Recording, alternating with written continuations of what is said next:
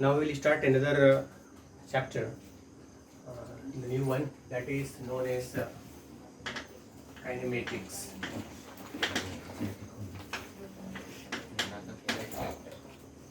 So this kinematics is actually the study of motion. This is another topic, the kinematics. This is the study of motion without knowing the reason of motion, the process of motion.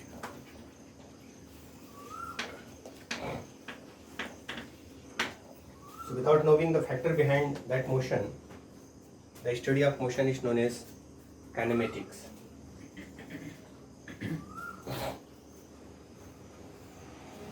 What is kinematics? This is the study of motion. And in this study of motion, we just avoid the reason behind that motion, why that particular body is moving. So here we will talk in detail about this motion. So what is the motion is, but before this motion, we should know about some more terminology used in motion. One is a reference point, and second one is a reference frame. So we should know about these two. What is this reference point is, and what is that frame of reference or reference frame. This is a frame of reference.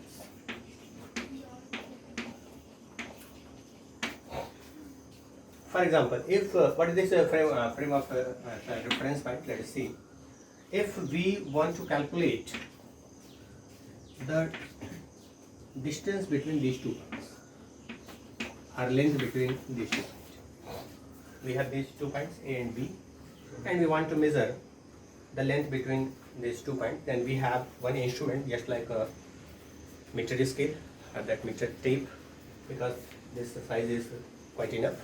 So we take that meter tape and we start from this. This is 33, and this is about 47. So this is 33, and this is 47. And just to tell, the length is 47 centimeters. Is this true?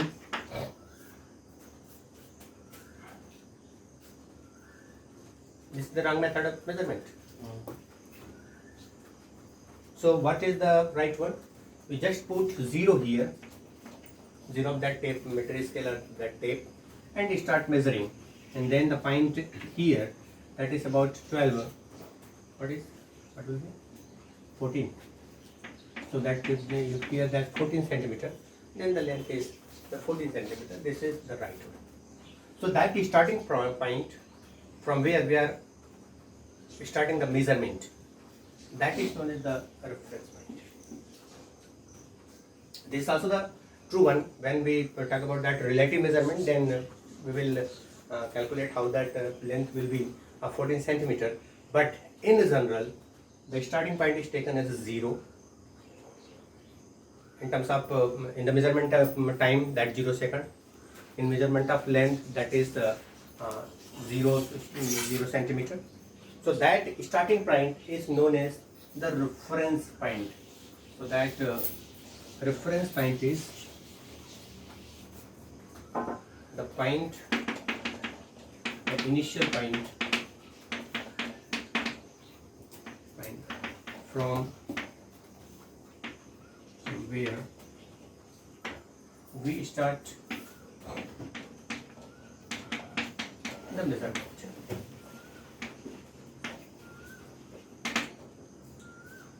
In general, it is 0. In general, it is 0 point.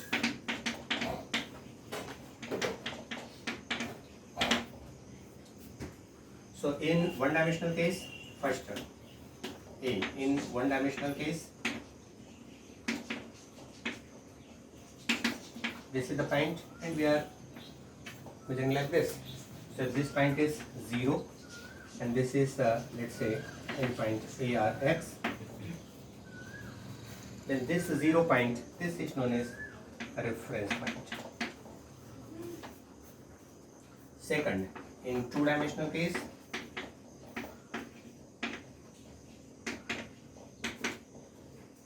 we have two axes in mathematics. One is, this is along x-axis only, this is x, this is y.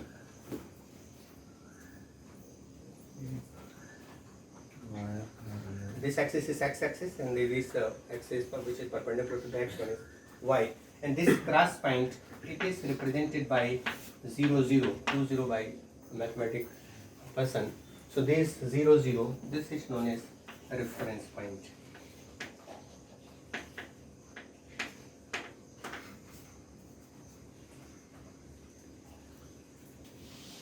And in three-dimensional case,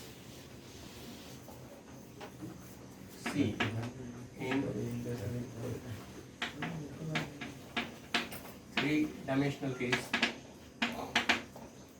we have three axes, mathematics x, y, z.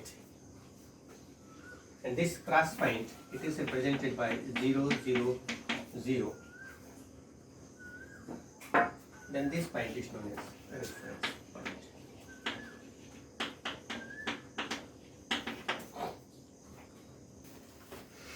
Okay, so in one-dimensional case, we just take one line and the initial point is reference point. In two-dimensional case, x and y, and this cross point is 0, 0, this is reference point.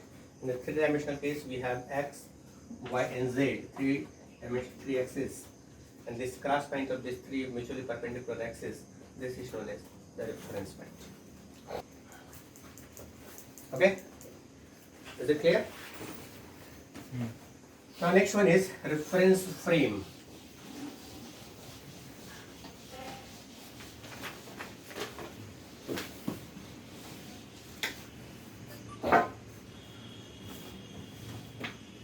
Reference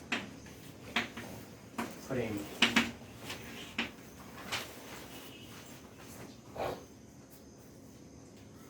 So we have a three-dimensional coordinates x, y, z with origin 0. At physics point of view, I am just using single 0. But in mathematics, three different zeros, one for x, one for y, one for z are used. But single 0, this is the null point, origin point. So this is the reference point 0. So when these three-dimensional coordinates, it is associated with a system or body. This is a system or body under study. It is framed. This is the three-dimensional coordinate. When it is framed in a system or body, then this is known as a reference frame.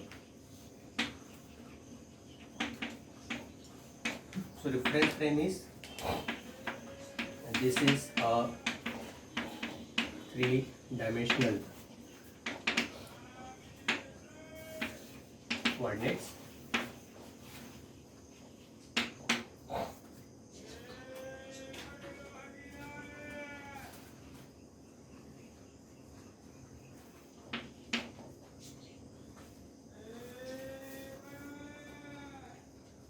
Associated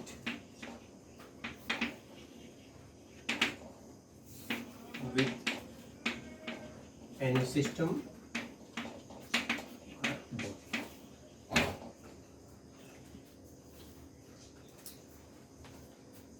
When a three-dimensional coordinate, this three-dimensional coordinate is associated with any system or body. In general, okay, during that study of that physical bodies, we generally don't show this shape of body or that body in general, but these three-dimensional coordinates associated with any system or body, it is known as reference frame. So the body is framed.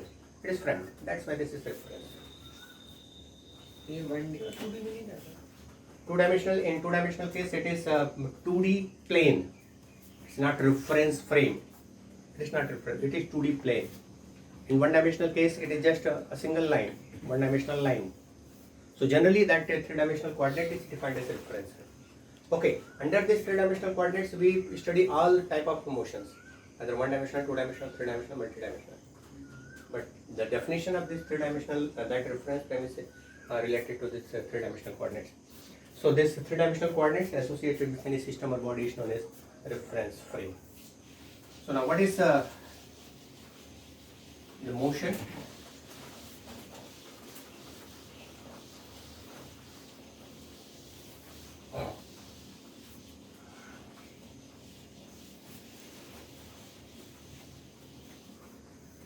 So interpret motion, we generally talk about position and time. So the motion is, this is change in position of any body in a system with time.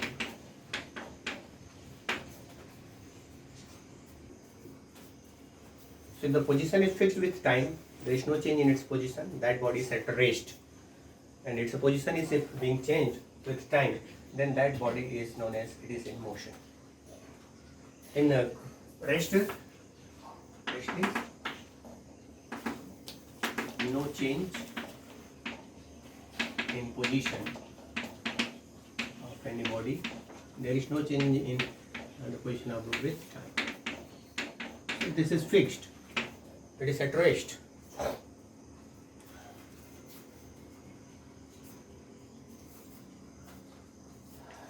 So now let us try to interpret with respect to that reference frame. This is that reference frame X, Y, Z. This. If along this x-axis I am representing time. X-axis is time axis, and the y-axis it is the position. XYZ, that x-axis is time and y-axis is position. If this is that initial position of any body, A, this is the initial position, this is the reference one, and it is just moving like this. This is. So initially its a position somewhere. This is let's say from here. This is about 3 meter. This is 3 meter. Time is increasing along x-axis. Time is increasing. Time बढ़ते जा रहा है. But still its position at V it is 3 meter. This is the graphical representation. So in this graph, this is 3 meter. Initially at 0 time, 0 second. After 10 second, let's say this is 10 second. After 10 second, its position is still 3 meter. Then this is at rest. Object is at rest. This is the interpretation of rest body. And there is no change in its position of when time is changing. If there is a change in position, let's say this is the same reference frame XYZ, where this axis is represented by time and this is position. Initially this is 3 meter at 0. After 10, if this is after 10 second, now this is A, this is B, and this is 10 second.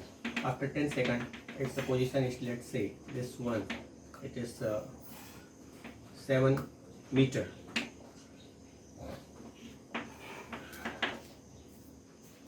Initially it was 3 meter. After 10 second, its position is 7 meter. It is changing. Here it is fixed, but here it is changing from 3 to 7 meter. Means this is the interpretation of motion.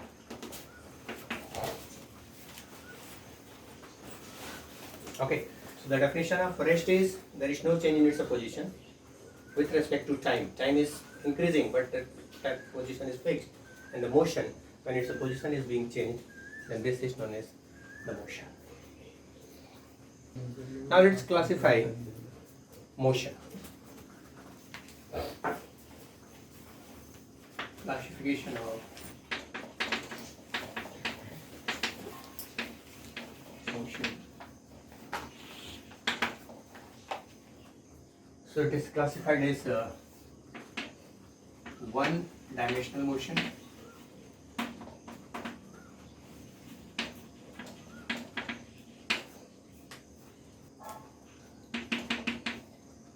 So when the position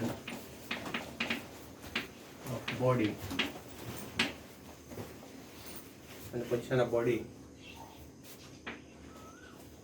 changes along any single direction,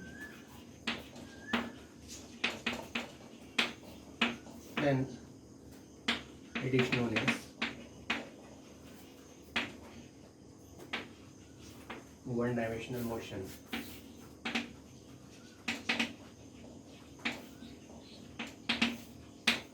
One-dimensional motion or straight line motion, or motion in straight line.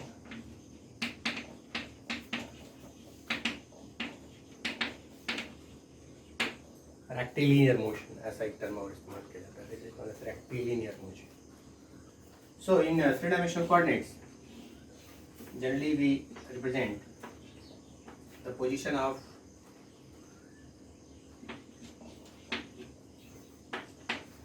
any body. This is that initial position.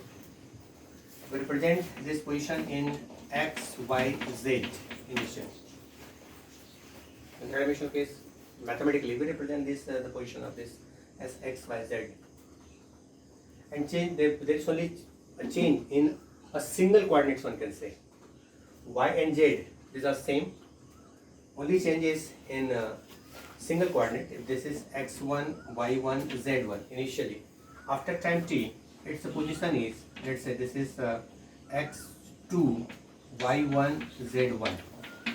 When there is no change in y1 and z1, along y-axis and z-axis there is no change, then this is known as straight line motion. This is rectilinear motion, straight line motion. So one can say there will be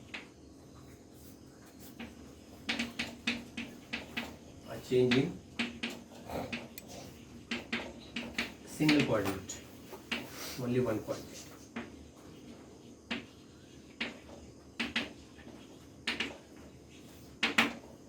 Either x, either y, either z.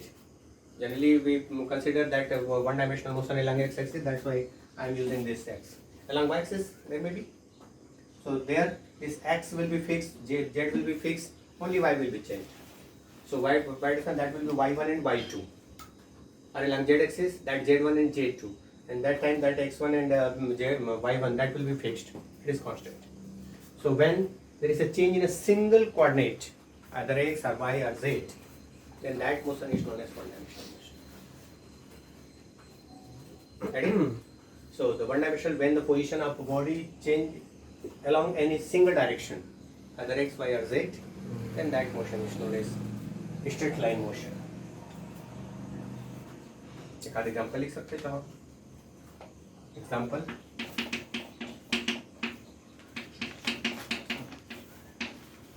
Motion of a bike on a straight road. Single straight road पर जो bike का जो motion होगा, that will be one-dimensional motion.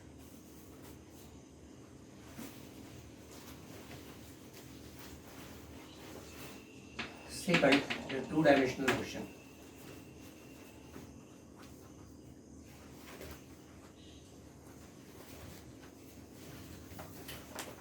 So, in the two-dimensional motion, when the position of body changes along any two directions,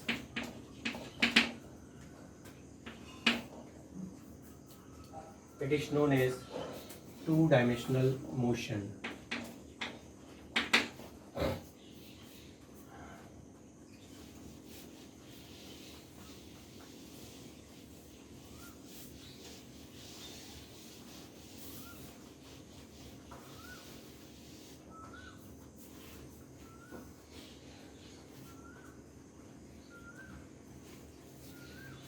So there will be a change in two coordinates.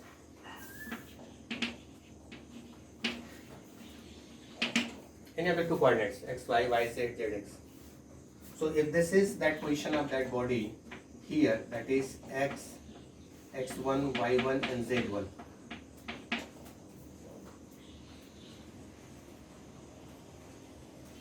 And next position is somewhere here, where this is x2, y2 and z.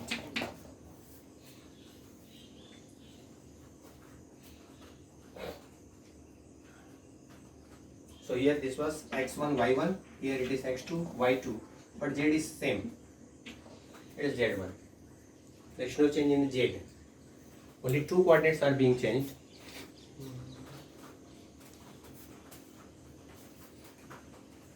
So this type of motion is known as two-dimensional motion. This is also known as planar motion. This is also known as planar motion because it moves in a particular plane. Example,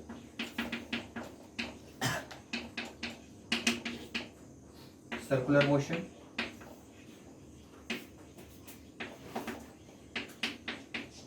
projectile motion,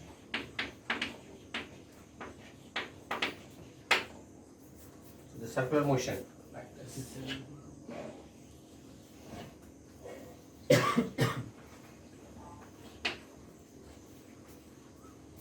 Particular circular motion. This is motion in a plane. Projectile motion. Projectile motion. This is that from center. This is the motion starting from A to B. So just we are throwing one stone. So this motion is projectile motion, and this is circular motion around that origin. So the projectile motion or circular motion is a three-dimensional. Third one is three-dimensional motion.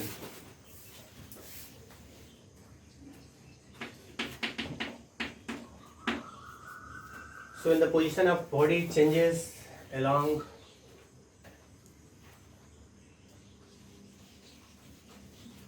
all three directions. It is known as three-dimensional motion. So there will be a change in all three coordinates.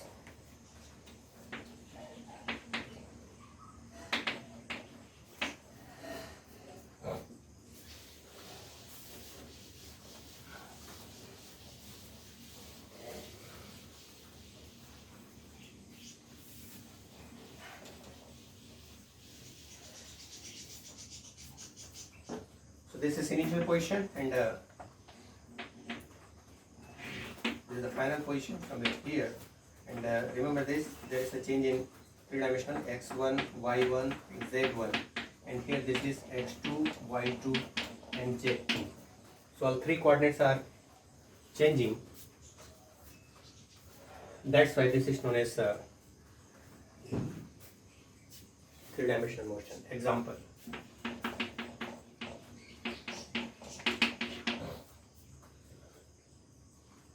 Motion of gas molecule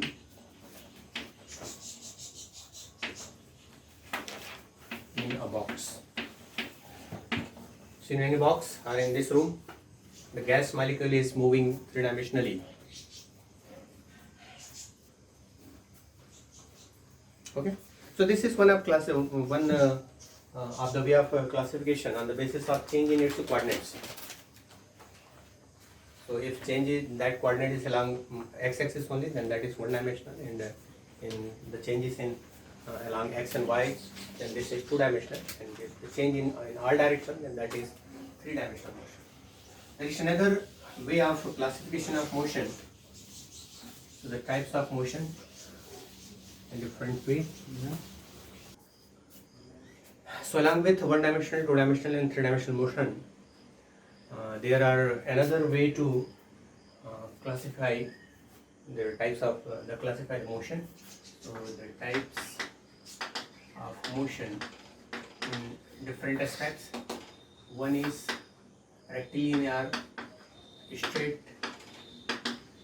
line motion. Second is circular motion, and third one is rotational motion. Fourth is oscillatory motion. So these four types of motions are in the syllabus of 11th level physics, and apart from that we may have some more types of motion, just like elliptical motion,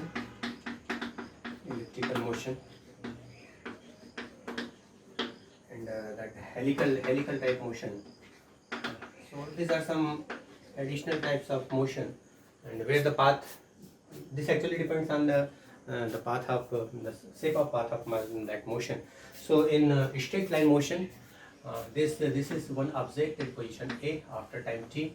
If it's a position change in straight line, just a straight line along either x-axis, y-axis or z-axis. So any of the three axes, if the direction is same, then this motion is known as straight line motion. So one bike, a bike moving on a straight road. So this is the example of that straight line motion. So one bike or car is moving one straight line, just a straight line road, then that is a straight line. So circular motion is another type of motion where there is one central point and that object is moving around that central point in a circular path. So this is that path, and this is that radius. So that motion in a circular path.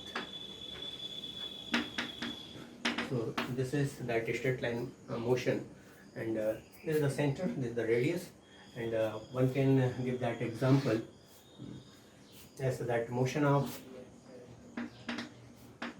planet around sun. If that by assuming that the path is circular, but after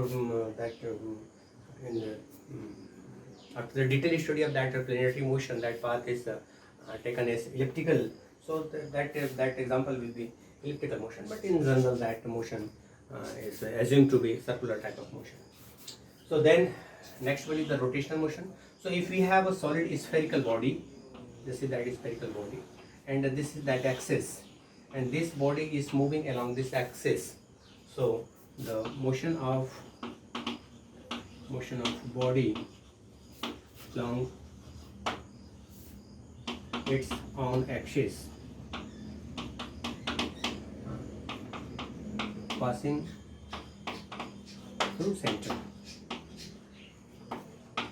So if there is one axis passing through the center of that body, and then the motion of that body around that axis is known as that circular motion, rotational motion.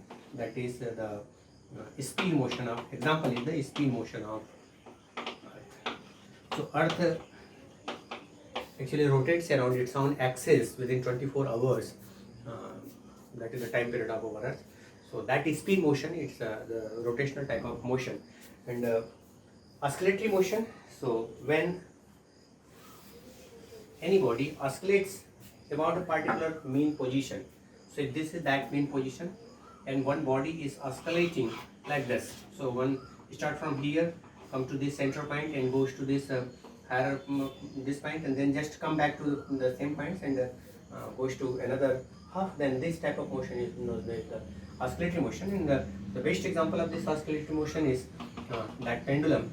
So if this is that bob and it starts moving like this, so it comes at the center of this pendulum. This is the base, and then after some time it goes up to this level, and then just come back to. So this type of oscillation is taking place in this particular type of motion. So this is oscillatory type of motion. So we have four main types of motion. On the basis of that, in general, the shape of that path is that straight line. Then this is a straight line motion, rectilinear type motion, and circular motion. And this path is a circular. And if that motion is around any axis passing through the center of that body, then this is rotational motion. And if that motion is just a to and fro type motion toward the along the center of that path, so this motion is oscillatory motion, and that example is that pendulum. So this is that example. And moreover, we have some two more types of motion. That one is the maybe some more type of motion. So that elliptical type motion where the path is elliptical, and helical type motion when that path is helical like this. So if this path, if this helical type path is there, so this is the helical type. So anyway, so in different chapters we will learn about the details of all these type of motion. So in this chapter we will talk about this first type of motion, that is the straight line motion or rectilinear motion. Motion in a straight line. So here we will motion in a straight line.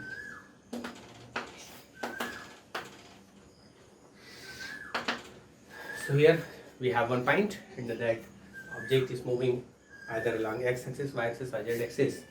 Then that motion is known as, if that path is straight, then that motion is known as straight line motion.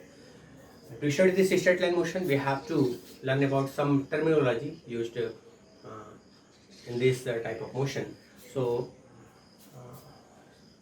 first term used in this straight line motion is generally in motion is that distance, and second is that displacement. So these are two primary terms used in motion.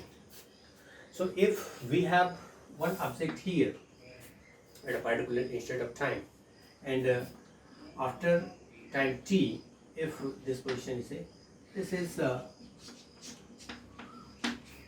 that particular object reached to this point B, then the total path covered,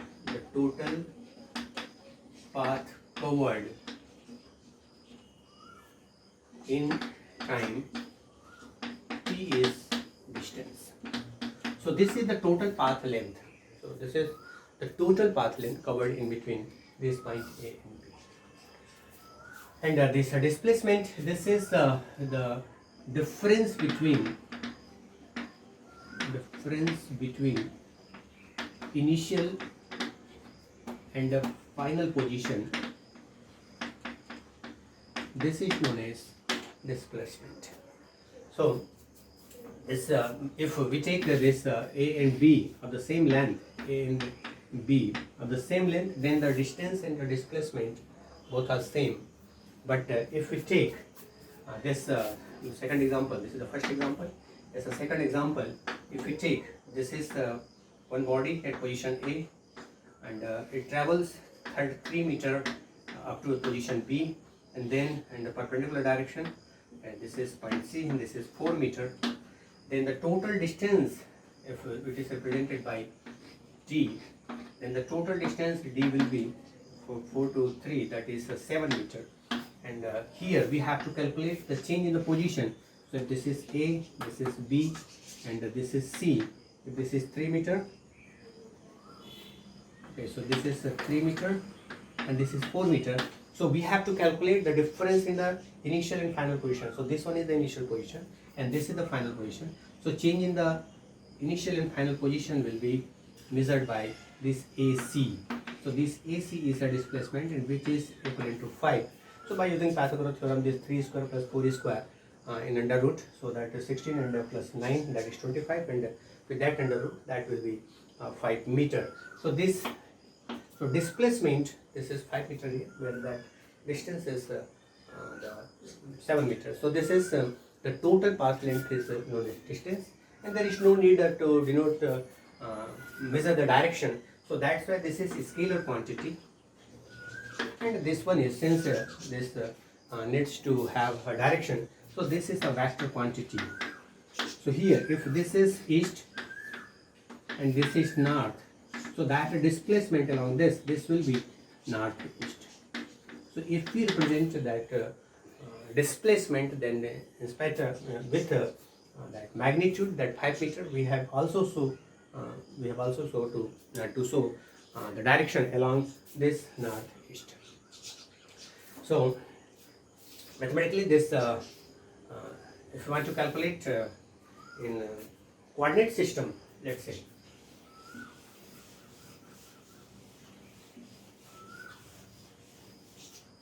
so if this is the coordinate system, this is x, y, z with origin naught, and there is one position here, this is x1, and there is another position that is x2.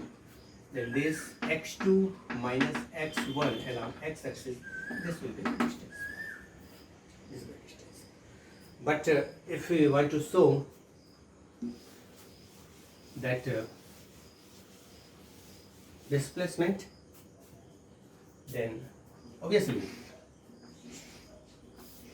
if this is x, y and z with origin, and this is x1 and this is x2, so this difference will be obviously this is x2 minus x1, but with the direction. So this x2 minus x1, that may be positive because this needs the direction, and this may be negative, or this may be 0. That why this is, because this is the vector quantity, and in the vector form, if you want to represent, if we have these 2 points, this is A and this is B, and it is represented by this term said we want to calculate this, then someone started from this point to the position A, then the total distance will be from here to here, that is OA mod plus AB with mod. So the distance is equal to, in between A and B, that D is equal to mod OA plus mod AB.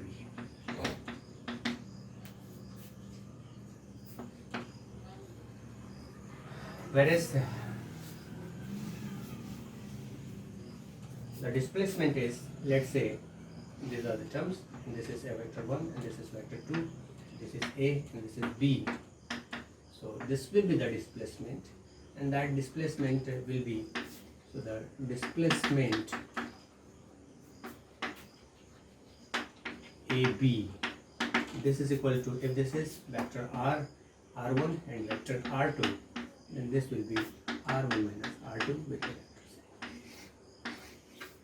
So by using that triangle rule, triangle rule of that vector quantity, one can get the difference in its position vector, and this is the displacement which is equal to the difference in its position vectors. So okay, so we will detail in the next class some more terminology, just like velocity, acceleration, average velocity, instantaneous velocity, and I think for today's lectures this is more than sufficient. Thank you all.